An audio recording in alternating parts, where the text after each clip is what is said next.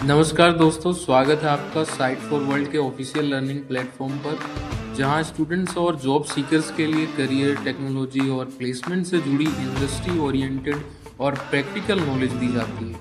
अगर आप अपनी स्किल्स को नेक्स्ट लेवल तक ले जाना चाहते हैं, तो आप बिल्कुल सही जगह पर आए हो। चलिए शुरू करते हैं आज का इम्पोर्टेंट सेशन। ऑनलाइन शॉपिंग का जादू हम सब ने एक्सपीरियंस किया है ना? बस एक क्लिक और अपनी मनपसंद चीज घर के लिए निकल पड़ती है। पर क्या आपने कभी सोचा है कि उस एक क्लिक के पीछे असल में होता क्या है? चलिए आज उस अदृश्य सफर को एक्सप्लोर करते हैं। हमारे लिए तो ये बस एक सिंपल सा आसान सा क्लिक है, इतना स्मूथ, इतना इंस्टेंट कि लगता है मानो जादू से सब कुछ हो गया। सब ठीक है, फोकस बना हुआ है ना? लेकिन सच तो ये है कि ये आसानी एक इल्यूजन है, एक पर्दा है। स्क्रीन के पीछे एक high speed, high stakes process चलता है जिसके बारे में हमें अंदाजा तक नहीं होता। तो सवाल ये है, आखिर उस एक क्लिक के बाद के कुछ मिलीसेकंड्स में होता क्या है? आपका पैसा कहाँ जाता है, कैसे जाता है? चलिए आज इस पजल को सॉल्व करते हैं। इस पूरे प्रोसेस को ना एक डिजिटल रेस की तरह समझिए। बिल्कुल, आपके पैसों के लिए एक हाई स्पीड रेस जिसमें कई सारे इंपॉर्टेंट खिलाड़ी शामिल होते हैं। रेडी हो इस रेस को देखने के लिए? तो इस रेस में सबसे पहले है मर्चेंट यानी ऑनलाइन स्टोर, फिर आता है पेमेंट गेटवे जो एक सिक्योर मैसेंजर की तरह काम करता है। इसके बाद एक्वायरिंग बैंक यानी मर्चेंट का बैंक, फिर कार्ड नेटवर्क जैसे वीजा या मास्टर कार्ड जो पूरे ट्रैफिक को कंट्रोल करते हैं, और आखिर में इशुइंग बैंक यानी आपका अपना बैंक। इन सब में पेमेंट गेटवे का रोल सबसे क्रिटिकल है। ये समझ लीजिए एक डिजिटल ब्रिज है जो आपके कार्ड इन्फॉर्मेशन को मर्चेंट की वेबसाइट से बैंक और कार्ड नेटवर्क तक बिल्कुल सुरक्षित तरीके से पहुंचाता है। पर क्या ये सफर हमेशा इतना स्मूथ होता है? असल में ये रेस इतनी आसान बिल्कुल नहीं है। हर ट्रांजैक्शन को, कुछ डिजिटल बाधाओं को, कुछ मुश्किलों को पार करना पड़ता है, और वो भी बस कुछ ही सेकंड्स में। पहली और शायद सबसे बड़ी बढ़ान सिक्योरिटी। एक सेकंड के लिए इस नंबर पर ध्यान दीजिए। पिछले साल 61% डेटा ब्रीचेस छोटे बिजनेसेस पर हुए। आप समझ रहे हैं ये कितना बड़ा रिस्क है, स्पेशली स्मॉल बिजनेसेस के लिए। अब आती है दूसरी हर्डल, पेमेंट फेलियर। ये सुनकर थोड़ा अजीब लगेगा, पर हर 10 ऑनलाइन ट्रांजैक्शंस में से एक फेल हो जाता है। हाँ, 10 में से एक। ये काफी हाई रेट है, नहीं?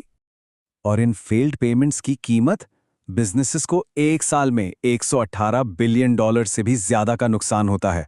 ये कोई छोटा मोटा अमाउंट नहीं है, बहुत बड़ा फाइनेंशियल इंपैक्ट है। और रुकिए, पिक्चर अभी बाकी है। अभी तक तो हमने तीसरी हर्डल की बात भी नहीं की है, टैक्स कैलकुलेशन। सोच के देखिए, दुनिया भर के कस्टमर्स के लिए सही वीएटी, जीएसटी या सेल्स टैक्स कैलकुलेट करना, ये अपने आप में एक अलग ही चैलेंज है। तो इतनी सारी प्रॉब्लम्स हैं, पर घबराइए मत। इन सभी मुश्किलों से बचाने के लिए टेक्नोलॉजी एक गार्डियन, एक रक्षक की तरह काम करती है। चलिए देखते हैं कि ये सॉल्यूशंस असल में हैं क्या। सिक्योरिटी की इस दीवार को तोड़ने से बचने के लिए एक multi layered defence system use किया जाता है। मतलब सुरक्षा की एक नहीं बल्कि कई परतें। इस पूरी सुरक्षा का फाउंडेशन है PCI DSS। अब ये नाम सुनने में थोड़ा टेक्निकल लगता है, पर सिंपल भाषा में ये सिक्योरिटी रूल्स की एक किताब है, एक रूल बुक जिसे सबको फॉलो करना ही पड़ता है ताकि कस्टमर का डेटा सेफ रहे। समझ आ रहा है ना? डेटा को प्रोटेक्ट करने के लिए 3 चीजें यूज होती हैं। एक है एन्क्रिप्शन, जो आपके डेटा को एक सीक्रेट कोड में बदल देता है जिसे कोई पढ़ नहीं सकता। दूसरा है टोकनाइजेशन। ये ऐसे है जैसे कैसीनो में आप कैश की जगह चिप्स यूज करते हैं ना। टोकनाइजेशन आपके कार्ड नंबर को एक यूनिक टोकन से रिप्लेस कर देता है। और तीसरा है सिक्योर टर्मिनल्स, जो डेटा को एंटर करते ही एन्क्रिप्ट कर देते हैं। चलिए अब आते हैं टैक्स की प्रॉब्लम पर। इसका सल्यूशन है स्मार्ट ऑटोमेशन। टेक्नोलॉजी यहां अपना जादू दिखाती है और सब कुछ खुद ही हैंडल कर लेती है। ये स्मार्ट सिस्टम रियल टाइम में कस्टमर की लोकेशन पता करता है, उस हिसाब से बिल्कुल सही वैट, जीएसटी या सेल्स टैक्स लगाता है। इतना ही नहीं, ये अलग अलग देशों के टैक्स रूल्स को मॉनिटर करता है और कंप्लायंट इनवॉइसेस भी बना देता है। सोच रहे हैं कितना पावरफुल है ऑटोमेशन? और आखिर में वो सबसे फ्रस्ट्रेटिंग हर्डल, फेल्ड पेमेंट्स। इसका सॉल्यूशन है डिक्लाइन के रीजन को ठीक से समझना, यानी ये पता लगाना कि पेमेंट फेल आखिर हुआ क्यों। देखिए, डिक्लाइंस 2 तरह के होते हैं, सॉफ्ट और हार्ड। सॉफ्ट डिक्लाइन एक टेम्पररी इशू है, जैसे इनसफिशिएंट फंड्स, और इसको रीट्राई करने से ट्रांजैक्शन सक्सेसफुल हो सकता है। जबकि हार्ड डिक्लाइन एक परमानेंट फेलियर है, जैसे कि स्टोलन कार्ड। इसे दोबारा ट्राई नहीं करना चाहिए। ये डिफरेंस समझना बहुत जरूरी है। सिस्टम फेलियर का स्पेसिफिक रीजन बताने के लिए कुछ डिक्लाइन कोड्स का यूज करता है।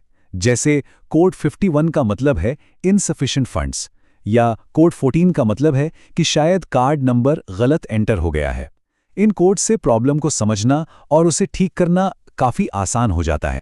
तो जब ये सारी बाधाएं, सारे हर्डल्स पार हो जाती हैं, तब जाकर एक ट्रांजैक्शन सक्सेसफुल होता है। चलिए अब देखते हैं इस जर्नी के आखिरी कुछ कदम। तो ऑथराइजेशन से लेकर सेटलमेंट तक ये पूरा का पूरा प्रोसेस सिर्फ कुछ सेकंड्स में कंप्लीट हो जाता है। और हाँ, टेक्नोलॉजी की कई लेयर्स इसको हर कदम पर प्रोटेक्ट करती रहती हैं। ये जो छिपी हुई कॉम्प्लेक्सिटी है ना, ये कोई कमी नहीं है, बल्कि यही तो वो फीचर है जो डिजिटल इकोनॉमी में हमारा ट्रस्ट बनाता है और इस पूरे सिस्टम को पावर देता है।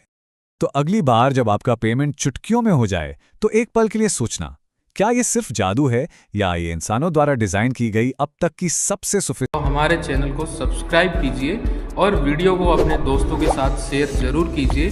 कमेंट सेक्शन में अपना डाउट या नेक्स्ट टॉपिक लिखना मत भूलिएगा।